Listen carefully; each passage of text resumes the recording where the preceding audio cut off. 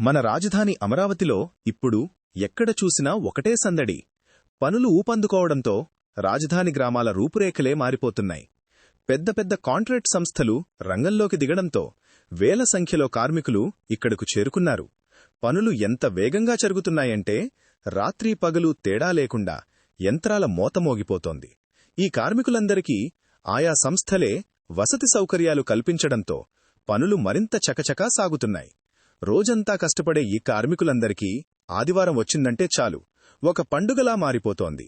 తమకు కావలసిన నిత్యవసర వస్తువులు, కూరగాయలు, బట్టలు ఇలా ఏది కావాలన్నా చుట్టుపక్కల ఉన్న రాజధాని గ్రామాలకు వీరంతా క్యూ కడుతున్నారు.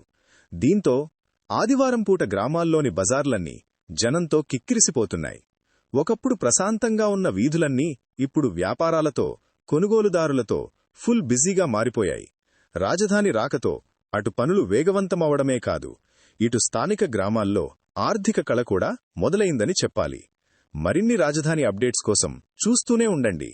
మా ఛానల్ని సబ్స్క్రైబ్ చేయడం మర్చిపోకండి. అలానే లైక్ అండ్ షేర్ చేయండి.